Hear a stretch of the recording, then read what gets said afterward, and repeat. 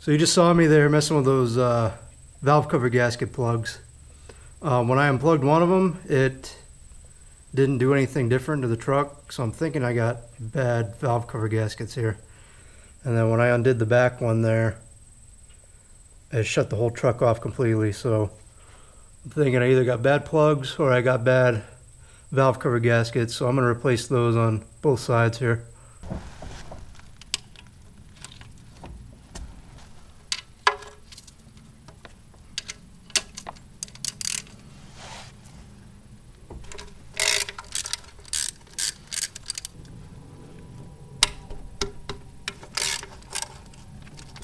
I put glow plugs in this truck before, so I've definitely had this valve cover gasket off.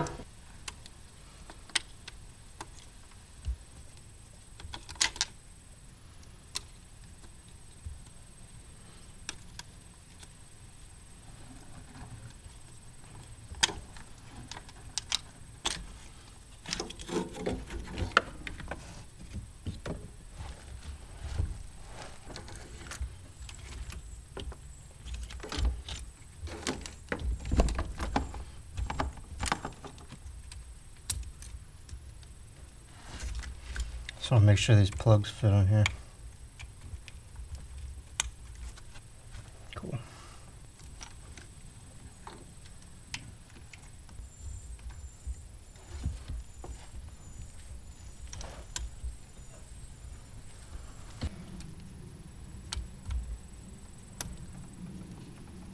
You put these valve cover gaskets on, you gotta be careful not to get these wires pinched. When you put the cover back on under the gasket, I've had that happen before. Make sure you got them all clear. Alright, let's put that cover back on.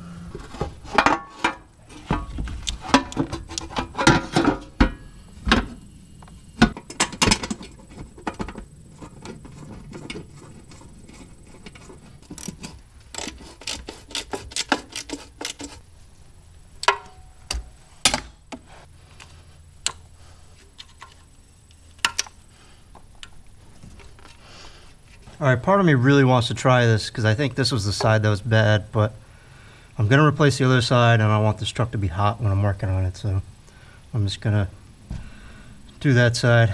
This was the easy side. I'm going to have to take some things off over here.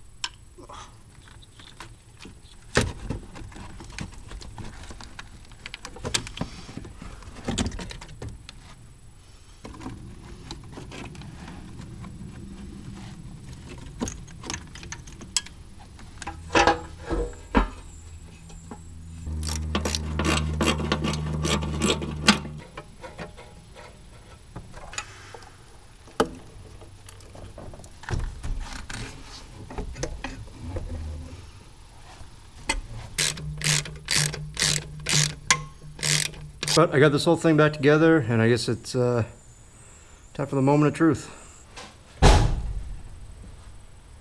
And I left the key on. That's good.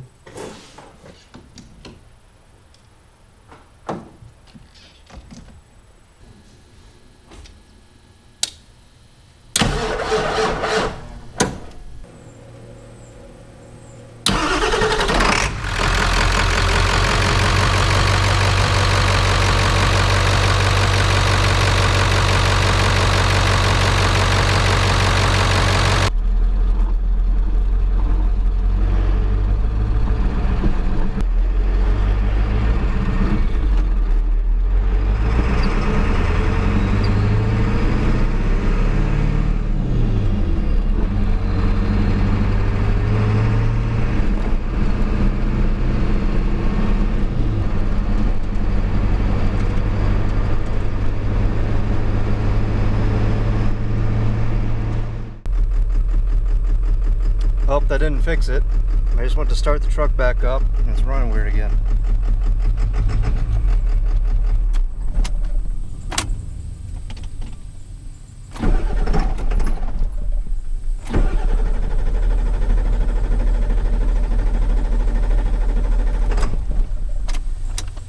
What the hell?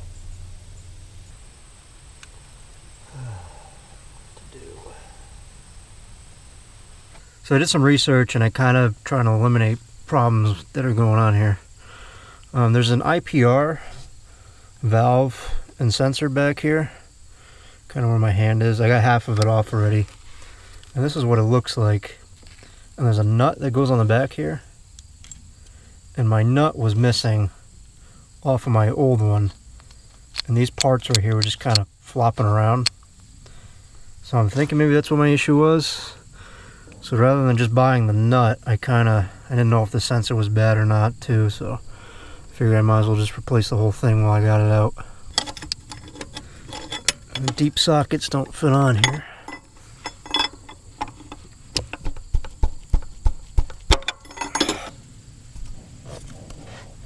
Let this come off.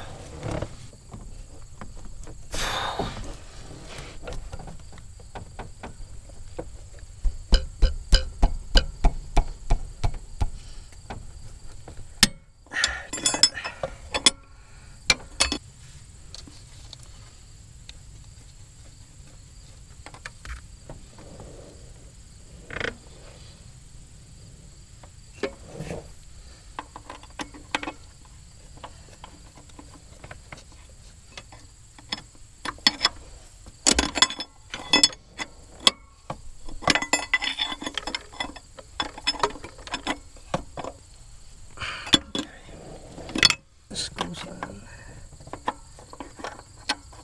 That. This goes on like this.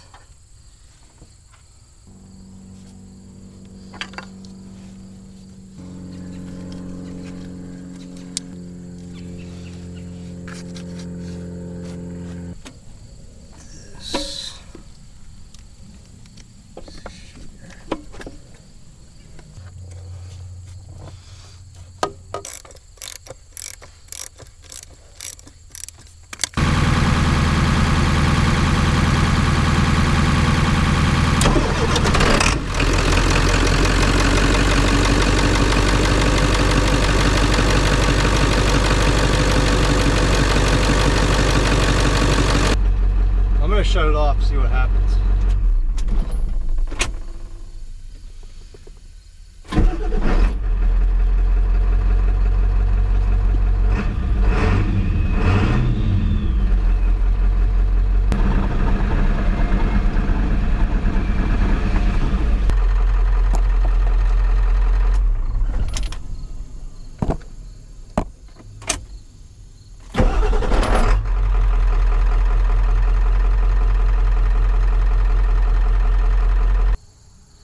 Alright, as much as I really don't want to close this video out again, I think it's actually fixed this time.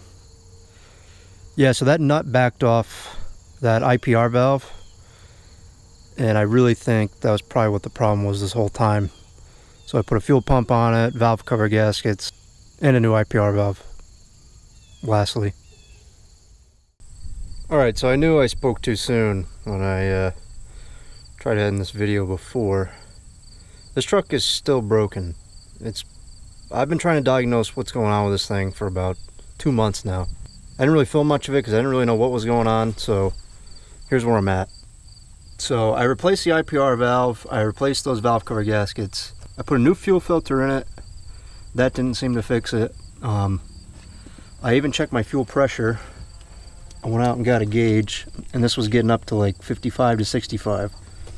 And I was building pressure, so I knew that wasn't the issue. I took all the pressure regulator components off. I cleaned everything out there. I replaced one of the rubber hoses. And I was pretty convinced it was not a fuel issue. I knew I was getting fuel. I've replaced the fuel pump previously, so I knew it wasn't that. But the truck would still run like it was running on 2 cylinders. I've replaced the fuel pump previously, so I knew it wasn't that. But the truck would run sometimes like it was running on 4 cylinders. when it was running rough, I unclipped a couple of the valve cover gasket clips for like 2 of the injectors, and that didn't make any difference. So I didn't think it was the injectors, because I mean, they wouldn't just go bad instantly like that, and then sometimes they would run and sometimes it wouldn't. So I'm pretty sure I was pretty sure it was electrical. So I had all my wires apart, everything coming from the IDM into the injectors, and I couldn't find a short anywhere. There was no shorts, I mean, nothing that was rubbing that would make me think that the wires were shorting out or whatever. And when the truck would run rough, it would be the front 4 cylinders. So cylinders 1 through 4 wouldn't fire, which is kind of weird, because if a bank shuts down, usually all the cylinders on one side would go, not, you know, 2 on one side and 2 on the other. Doesn't really make any sense. I tried switching IDMs from my other truck with this one, and that never cleared it up. And it was sporadic. Like sometimes the truck would run, and then sometimes it would just, you couldn't get it. You'd have a no start, or like I was saying, it would run on 4 cylinders. I tried the camshaft sensor, that wasn't it. I've tried a couple camshaft sensors, that wasn't it. I just knew it, like it had to be something electrical. So I thought about the computer, and I don't have a scan tool, which probably would have helped me figure this out a lot sooner. But I took the computer out, and I had another one from a 2-wheel drive 7.3. Luckily I just had kind of laying around. So I put that in here. It ran rough, but the truck fired up, and it ran good. So I'm 100% convinced it's the computer is the issue. So I got a new computer. I got to put this in it. Got to go under the wheel well on the driver's side, and then I got to secure all my wires up that I got loose around here, and hopefully this should fix the problem. When you put these computers in these, or before you take the computer out ever, you should always disconnect the batteries on both sides, just because you might fry the computer if you don't do that.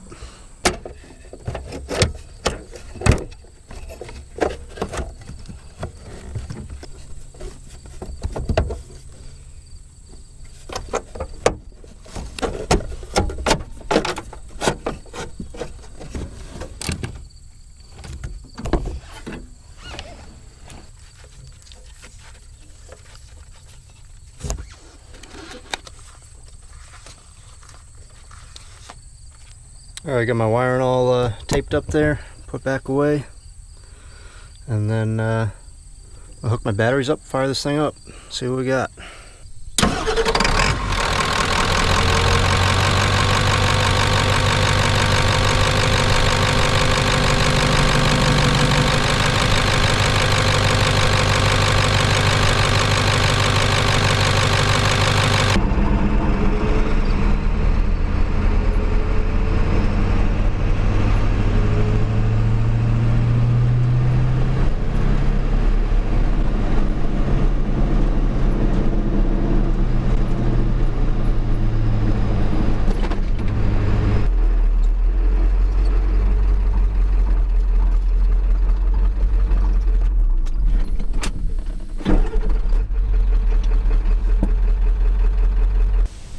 Drove that all around, so I'll drive that next week instead of my other truck.